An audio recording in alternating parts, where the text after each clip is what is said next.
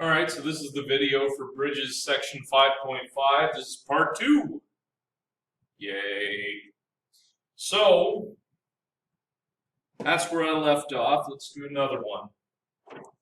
So I've got 2x squared minus x minus 21. So if I put this in the little factoring box, by the way, even if this had just a single x squared, you could technically put it in this factoring box here. It's just not as, it's extra effort in that case. So there's your first term, your middle term, and your last term. Multiply going across the bottom. And it might be a good idea to pause this video and work this out and then see if you end up with the same thing I get. That'd probably be your most effective thing to do here. So then we got to figure out what multiplies to give you negative 42 but adds to give you negative 1. 1 and 42, 2 and 21, 3 and 14, 4 doesn't go into it, 5 doesn't go into it, 6 and 7. So to make negative 1 out of that, I got to use 6 and 7. Specifically, negative 7x and 6x. If you notice, those add up to give you negative x, multiply to give you negative 42x squared. The greatest common factor between the ones in blue, ECF. That would be x. X times 2x is 2x squared. X times negative 7 is negative 7x.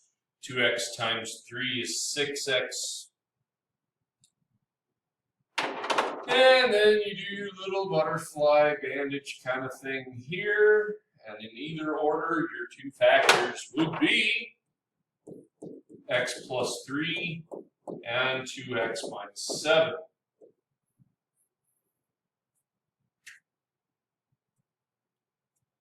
All right.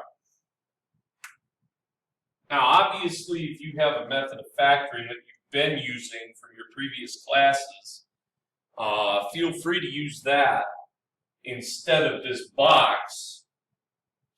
I just think for a lot of kids, this box is kind of useful. All right. The first assignment that goes with this section is on page 347. On page 347, I need 38 to 50 even. Whoa. I don't want to write parentheses on that yet. And 68 to 78 even. Oh, fail. 76. My bad. You can do 78 if you want, but it's not required. I guess when this is your fourth video or fifth video, I think it's my fourth video that I've made today. Anyway. All right. So, let's just work on some problems. And feel free to pause.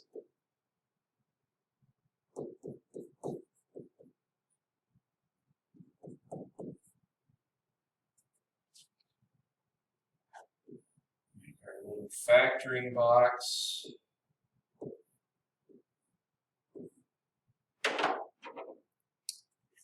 So 6x squared, 19x, and 10.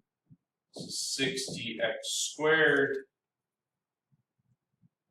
So we need something that adds to give me 19 but multiplies to give me 60. So if we write down things that multiply to give me 60, that would probably help. So 1 times 60 is 60.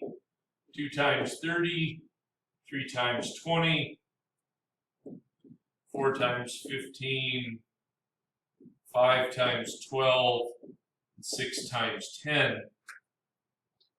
Well, if you notice, since this 60 right here is positive, That means I'm going to have two that are the same sign. So notice that 4 and 15 add to give me 19 and multiply to give me positive 60. So that would be the combination we need. Again, I like to put the bigger one on top. That's just personal preference. Doesn't matter. Greatest common factor between the ones in blue. Let's see, 3 goes into both 15 and 6, and then we got an x. 3x times 5 is 15x, 3x times 2x is 6x squared, 2x times 2 is 4x. Once you do your little butterfly thing, I guess I should draw that on there, shouldn't I? Fail. All right, so 3x plus 2 times 2x plus 5.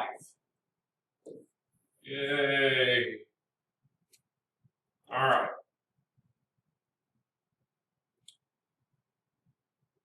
I have several more that I'd like to look at. 8x squared y minus 60xy plus 28y.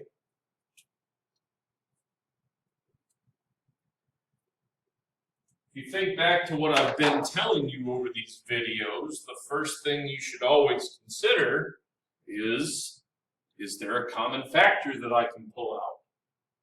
And in this case, notice that everything has a y. Not everything has an x, so you can't pull out an x, but everything does have a y, so you can take out a y, and notice that 4 goes into 8, 60, and 28. So the first thing I'm going to do is I'm going to take out a 4y. And that's going to give me, let's see, 4 goes into 8 twice. That's 2x squared minus 15x plus 7. And then I can use the factoring box on this piece right here, and I don't have to worry about the 4y. I can just bring that with me. So I'm going to write that down first, and then I'm going to do this factoring box. Whee!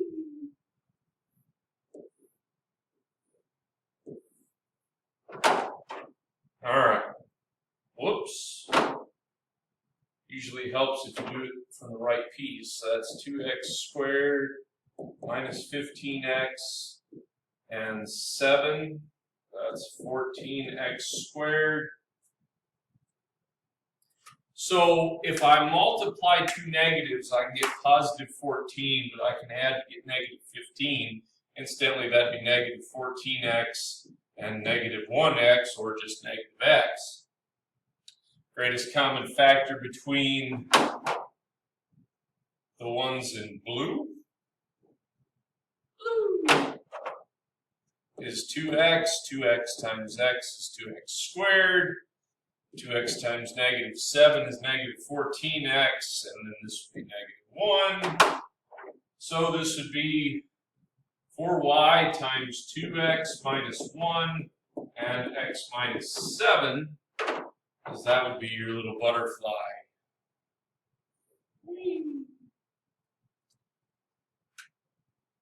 And that whole thing would be your answer there. That's what you have in factored form. Now, I can tell you that factoring is vastly important throughout the course, or throughout the rest of this year. We'll be using factoring a lot. Not only that, but any math class you take in college, you're probably going to need to know how to factor, because it just ends up being so useful. You can't really see the usefulness right now simply because we haven't gotten the practice actually factoring yet, and therefore we'll add some layers to that here in the coming sections. Let's see, where am I at? 9:35. All right, so I've got time enough in this video for a couple more examples. Here we go. If I have negative 3x squared plus 16xy plus 35y squared. Now notice here I can't factor out an x because this term right here doesn't have an x. I can't factor out a y because this doesn't have a y in it. And also 3, 16, and 35 don't have a common factor other than 1. So I can just put this one straight into the box. Watch this, this is pretty sweet.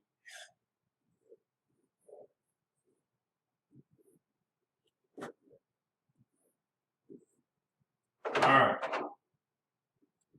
Negative 3x squared, 16xy, 35y squared.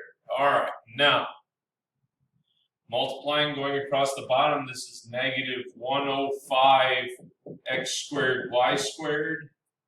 Since there's an x squared and a y squared, that means each one of these terms is going to have an x and a y.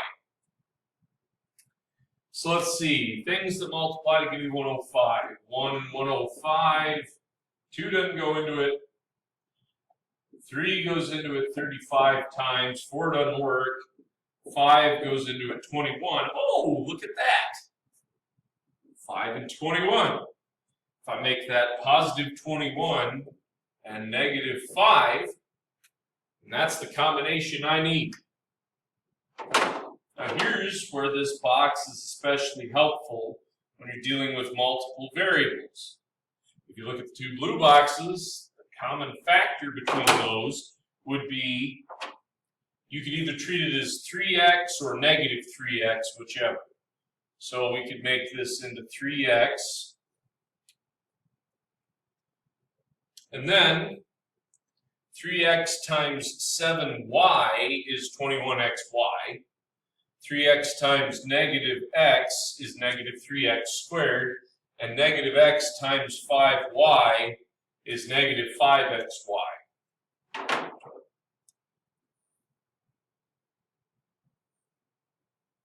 You get your little butterflies, and so you've got 3x plus 5y, and then negative x plus 7y.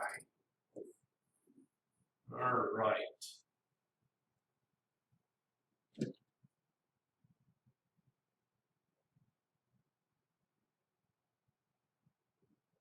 There are a couple other things I'm going to want to go through. I don't think I'm going to have time in this video, so I'm going to make it part 3. How exciting. See you on the next one.